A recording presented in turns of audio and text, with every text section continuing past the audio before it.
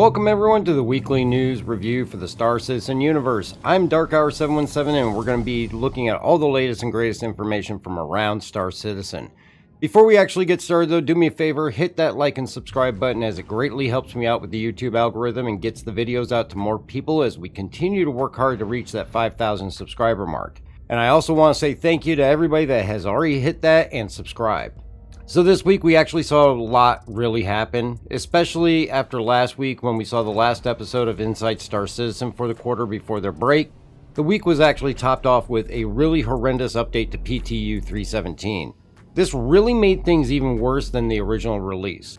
Of course, all of us with the access to the PTU had to struggle through as they worked on testing to the streaming system and searched for the cause of everything that was plaguing the patch. Most everyone encountered issues with being able to just get loaded in, and those that could found that in many cases they were trapped in the spawn location due to inability to call a ship to fly away. This, along with many other issues, nearly made the patch virtually unplayable in the beginning of last week. This of course carried through till Tuesday when we received an update that at least improved the PTU slightly and started us down the road to a much more playable and pleasant experience late in the week. Though issues are still present currently in the PTU, the state of it now is a full 180 from the roaring dumpster fire it was at the beginning of the week and is more on par with past PTUs and playability. I'll actually be doing a video outside of this one on our experience so far with this PTU patch and the immense turnaround that it made in the last week, and I'm greatly looking forward to continuing doing more testing inside of it. But for now, I'll cover some of the key points that actually are a part of the latest update that came out Friday night.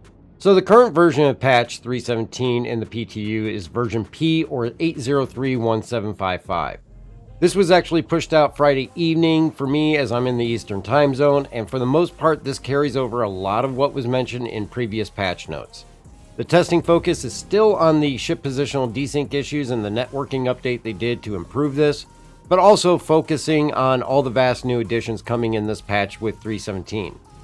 This includes, of course, the introduction of the Hull A, the new medical facilities at Lorville, as well as redesigns of the station medical facilities for uniqueness, refueling, mining gadgets, looting and selling at shops, and this is just to really mention a few.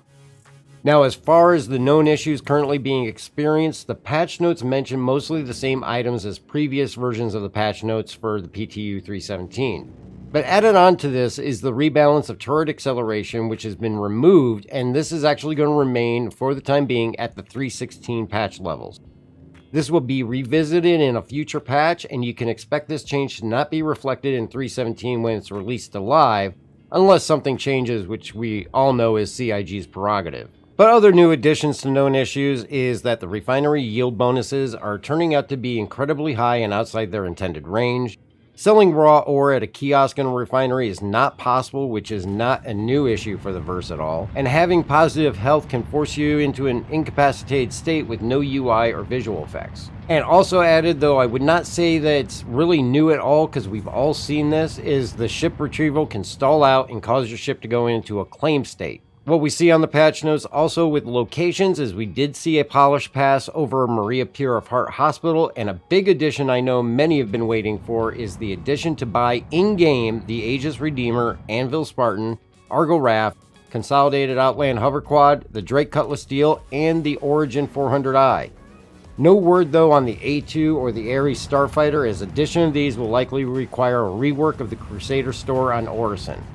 But the prices are going to be as follows. Aegis Redeemer is going to be 8,675,500 AUEC. It's going to be available over at New Deal. Anvil Spartan is going to cost you 255,500 AUEC, and that's going to be available both at Astro Armada and New Deal. The Argo Raft is going to be 1,853,000 AUEC, but it's only going to be available at New Deal. The Consolidated Outland Hover Quad is going to be a cool 88,000 AUEC and will be available at both Astro Armada and New Deal. The Drake Cutlass Steel is going to be 1,355,300 AUEC and will be solely over at New Deal.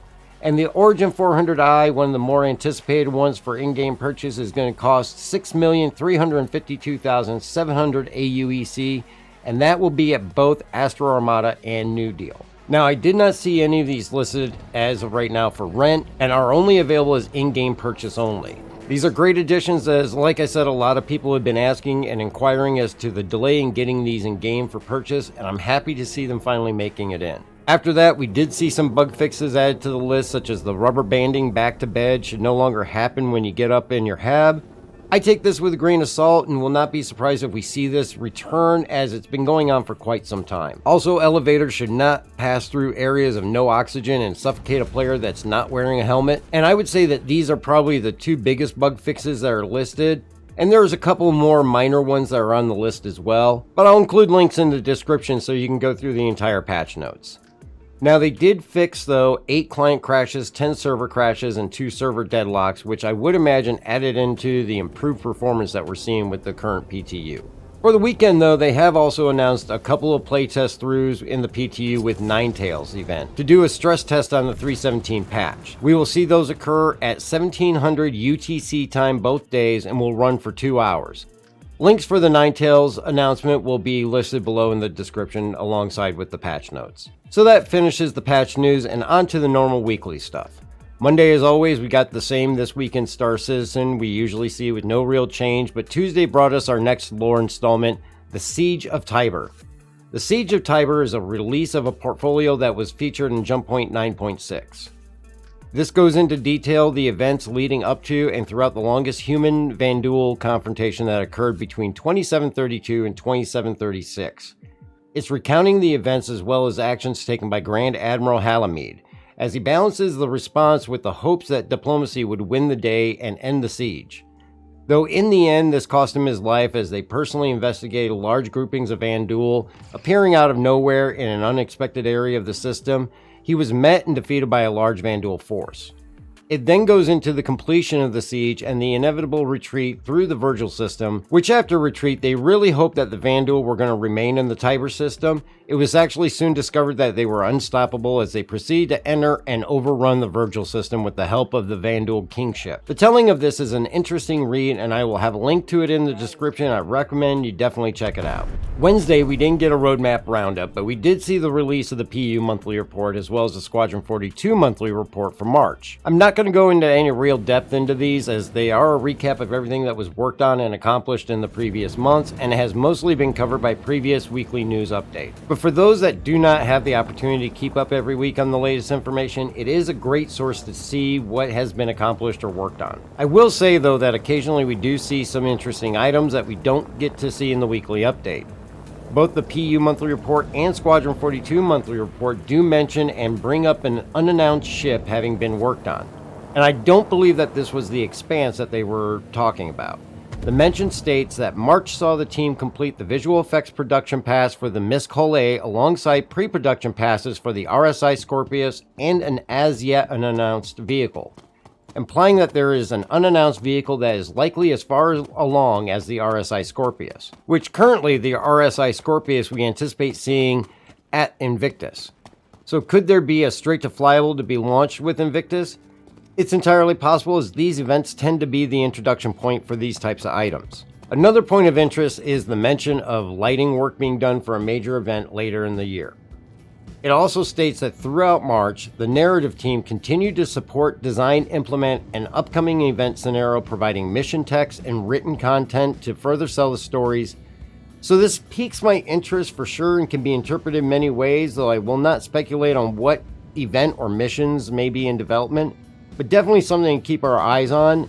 Links to both reports are going to be in the description. Thursday, we did not see an Inside Star Citizen, like I said, as they're on their quarterly break, but we did get to see the new patch release for PTU 317, which is the one that really made a humongous difference in the playability. This was very comforting to see such a turnaround in the performance and really relieved a number of my concerns that I had for the future of patch 317.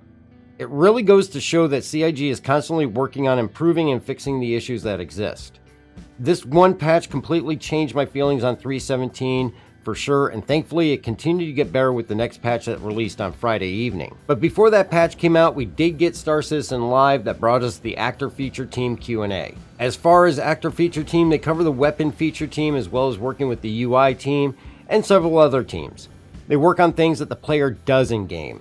which can mean eating, running, shooting, drinking, and things such as this that occur outside the ships. Opening with questions on holsters with civilian clothes, they did mention that this is a goal that they have, and the ability to allow differences in the clothing and possible ability to store weapons with holsters, and even add some protection to the clothing due to, as of right now, it offers none. Though one of the holdups has been working with the character team to really work out how it's going to work due to the amount of redesign to account for the added feature. Also asked was, where is the crossbow? They did explain that this is something that requires additional tech to work properly, and it seems simple but is more complicated to develop. But it is on the horizon, and it is still coming eventually. Parachutes were also brought up again, and the ability to survive an ejection from your ship, and it's something that they really want to do, though no real update or any mention as to a time frame or if it's even in the works yet as of right now. Questions on the purpose of bathrooms within the game and whether we're going to need to use these. This also came up, or was it just an aesthetic? They did state that hygiene will be a part of the player's system, though it's not going to be a factor in the playability outside of the effect it'll have with social interactions with the NPCs. Other areas that they touched on was with the FPS scanning and the ideas behind it and how it's going to differ from ship scanning, carrying incapacitated players using things like a fireman's carry or some other type of system to carry them to get away from the lengthy time it takes to drag someone, restraints for bounty hunting, weapons attachment and whether there will be more, working on one-touch helmet removal and replacement, and of course 0G push or pull and EVA changes coming down the line. Outside of that, there was much more to check out. Link's going to be in the description. Check it out. It's actually a very informative show. And that's about it for now for this week's news in Star Citizen. I hope you found this helpful. Remember to get your entries in for April's giveaway here on YouTube of an X52 Logitech HOTAS. All you got to do is subscribe and leave a comment on any video below to be entered. And head over to Twitch where you can catch the stream every Wednesday, Friday, and Sunday night at 7 p.m. Eastern Time and get entered into our giveaways over there for a Razer Nari Ultimate headset. Just follow over on Twitch, you'll automatically be entered. Both those winners will be drawn on May 1st. If you would like to support the channel, check out the Patreon as well as the merch store. And remember, all proceeds from those go right back into providing for our giveaways so we can give back to the community. I personally want to say thank you to everybody for viewing this and supporting the channel, and we will catch you next time.